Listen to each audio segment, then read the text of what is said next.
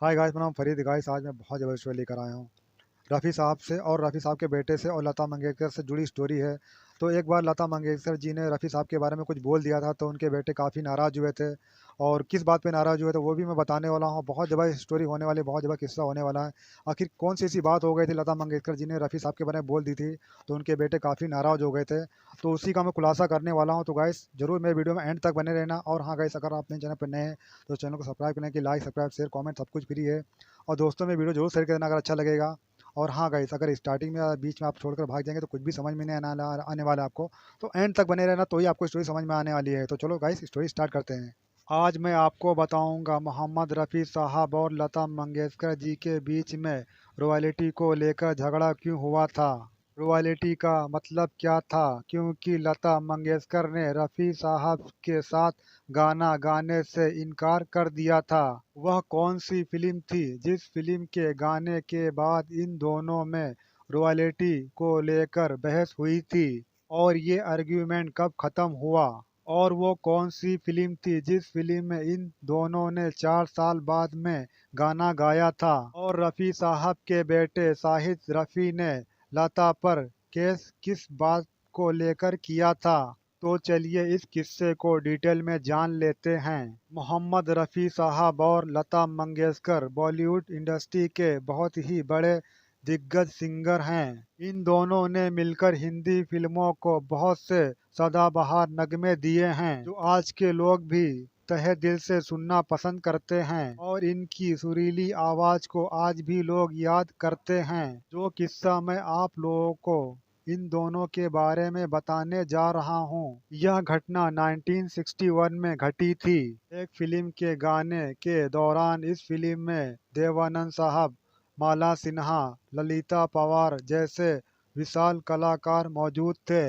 इस फिल्म का नाम था माया। इस फिल्म में एक गाना ऐसा था जिसमें देवानंद साहब और माला सिन्हा पर फिल्माया गया था। उस गाने के बोल कुछ इस तरह से थे। तस्वीर तेरी दिल में जिस दिन से उतारी है, फिरूं तुझे संग लेके नए नए रंग लेके सपनों की महफिल में। इस गाने को मोहम्मद रफ़ी साहब और लता मंगेशकर जी ने अपनी मधुर आवाज से रोशन किया था। यह गाना उस वक्त का बहुत ही बड़ा पॉपुलर गाना था। इस फिल्म के गीतों के कंप्लीट होने के बाद लता मंगेशकर जी ने फिल्म इंडस्ट्री से रॉयल्टी की डिमांड की थी। इनकी यह शर्त थी कि रॉयल्टी हर एक सिंगर को मिलनी चाहिए। लता मंगेशकर ने इस रॉयल्टी के लिए एक खास मीटिंग भी रखी थी, जिस मीटिंग में हर एक सिंगर शामिल हुआ था। मगर मोहम्मद रफ़ी साहब के साथ साथ इस रॉयल्टी के खिलाफ कुछ लोग थे। मोहम्मद रफ़ी साहब का कहना था, रॉयल्टी मैं क्यों लूं, जबकि मेरे गाए हुए गीतों की फीस मुझे मिल जाती है। यही मेरी मेहनत का एक नजराना है। मतलब मोहम्मद रफ़ी जी जिन गीतों को गा देते थे, उसके बाद वह गीत पब्लिक के हवाले कर दिए जाते थे। फिर चाहे जितनी भी उस गाने की कैसेट बिके, उसकी एक्स्ट्रा इनकम वह नहीं लेते थे। वो गाने जिस फिल्म के होते थे, उस फिल्म के प्रोड्यूसर उसके हकदार होते थे, क्योंकि उस फिल्म पर पैसा लगाने की जिम्मेदारी प्रोड्यूसर की होती थी। और नफा और नुकसान भी प्रोड्यूसर ही बर्दाश्त करते थे। प्रोड्यूसर उस फिल्म के हर एक कलाकार को उनकी मेहनत की रकम देकर उन्हें अपनी फिल्म से फ्री कर देते थे। कुछ प्रोड्यूसर और कुछ डायरेक्टर ने रफ़ी साहब से कहा, जब हम लोग आपको आपके गाने की पूरी रकम दे देते हैं, तो फिर ये बाकी के सिंगर रॉयल्टी क्यों मांग रहे हैं। मगर लता मंगेशकर जी का कहना था कि फिल्म के उन गानों को जो कोई भी खरीदेगा या इस्तेमाल करेगा, उस रकम का कुछ हिस्सा हम सिंगर को भी मिलना चाहिए। इसी बात को लेकर रफ़ी साहब और लता में झगड़ा हो गया था। अब मैं आपको रॉयल्टी का मतलब क्या था उसके बारे में समझाने जा रहा हूँ। दरअसल रॉयल्टी का मतलब यही होता है कि हमने जिस चीज की बुनियाद डाली है, अगर यह चीज आगे बढ़ती है और उससे कुछ इनकम होती है, उसका कुछ हिस्सा हमें मिलते रहना चाहिए, मगर रफ़ी साहब इस डिमांड के खिलाफ थे। उनका मानना यही था कि उन्होंने उस गाने को गाने के लिए जो रकम प्रोड्यूसर से मांगी थी वो रकम उन्हें मिल चुकी है, तो हम एक्स्ट्रा इनकम अपने खाते में क्यों भरवाएं। रफ़ी साहब उस इनकम को एक तरह से इंटरेस्ट समझते थे, इसीलिए वो उसे लेना पसंद नहीं करते थे। उनका मानना था कि यह एक तरह की खैरात है जो गरीबों में तकसीम की जाती है।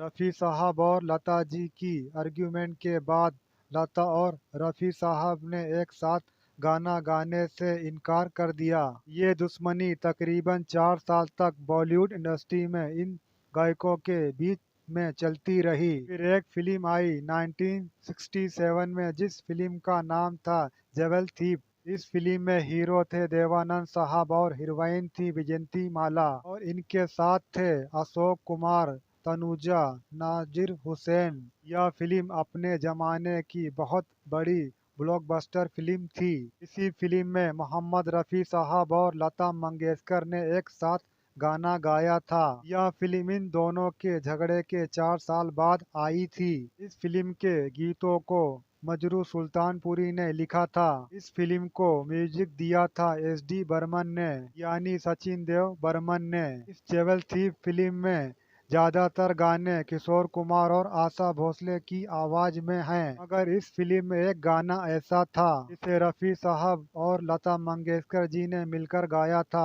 दरअसल एस.डी. बर्मन की जिद थी कि यह गाना मोहम्मद रफ़ी साहब ही गाएंगे। उस गाने के बोल थे, दिल पुकारे आरे आरे अभी ना जा रे साथी, दिल पुकारे आरे आरे। इस गाने को एस.डी. बर्मन रफ़ी साहब की आवाज में ही चाहते थे, इसीलिए वो मोहम्मद रफ़ी साहब के घर पहुंचे। फिर संगीतकार जय किशन ने रफ़ी साहब से गुजारिश की कि आप इस गीत को अपनी आवाज दें। आज से 4 साल पहले हुए आर्ग्यूमेंट को आप भूल जाएं। उस बहस की सजा इन गानों को क्यों दी जा रही है। आप दोनों आपसी रंजिशों को भूलकर आपस में सुलह कर लीजिए, इससे पूरी इंडस्ट्री पर फर्क पड़ रहा है। फिर एस.डी. बर्मन ने लता जी से भी बात की। फिर एस.डी. बर्मन ने रफ़ी साहब और लता जी को रिकॉर्डिंग स्टूडियो में एक साथ बुलाया और दोनों की दोस्ती करा दी। फिर यह दुश्मनी हमेशा के लिए खत्म हो गई। जबल थीप में एक साथ गाने गाने के बाद इन दोनों ने बहुत सी फिल्मों में एक साथ गाने गाकर उन नगमों को हमेशा के लिए सुपरहिट बना दिया।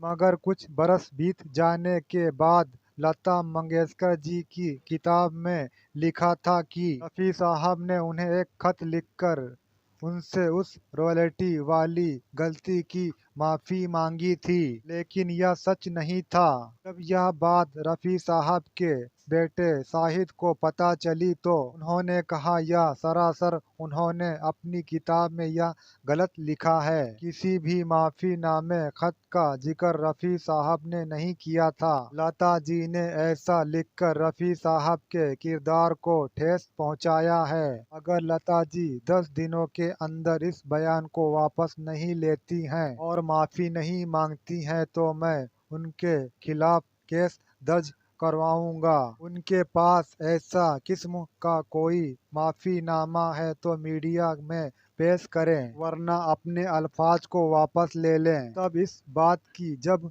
शनाख्त हुई तो ऐसा कोई माफीनामा लता जी के पास से नहीं मिला।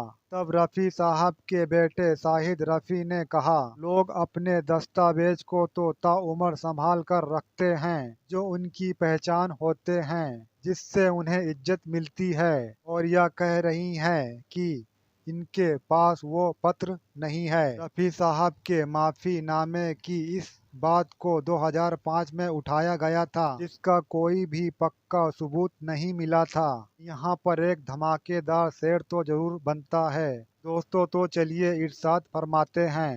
ना जिक्र हमसे बड़ा था, ना जिक्र तुमसे बड़ा था, जिस शख्सियत के हम गुलाम थे उस शख्सियत पर आज तुम हो, फिर क्यों लगाया इल्जाम जब रास्ता एक था। यहाँ पर मैं आपको एक बहुत ही दिलचस्प बात भी बताना चाहूँगा। जब रफ़ी साहब और लता मंगेशकर जी का झगड़ा हुआ था, तो उस फ़िल्म में हीरो देवानंद साहब थे और जब इन दोनों का झगड़ा दोस्ती में बदला तो उस फ़िल्म में भी हीरो देवानंद साहब। ये एक इत्तेफ़ाक की बात थी और कुछ नहीं तो आज आप लोगों को पता चल गया होगा। रॉयल्टी को लेकर रफ़ी साहब और लता मंगेशकर जी में झगड़ा क्यों हुआ था और यह झगड़ा कब खत्म हुआ और रफ़ी साहब के बेटे ने किस माफीनामे का जिक्र किया था। गाइस, अगर ये मोहम्मद रफ़ी साहब और लता जी की स्टोरी आपको अच्छी लगी है तो मुझे कमेंट में ज़रूर बताना और अपने दोस्तों में वीडियो ज़रूर शेयर कर देना। और कुछ अच्छा नहीं लगा रहेगा, कुछ समझ में नहीं आ रहेगा तो मुझे कमेंट करके ज़रूर पूछ लेना। अगर इसी तरह के वीडियो देखना चाहते हैं तो ज़रूर मेरे चैनल को सब्सक्राइब कर लेना। तो मिलते हैं फिर नेक्स्ट वीडियो में, तब के बाय, टेक केयर एंड जय हिंद।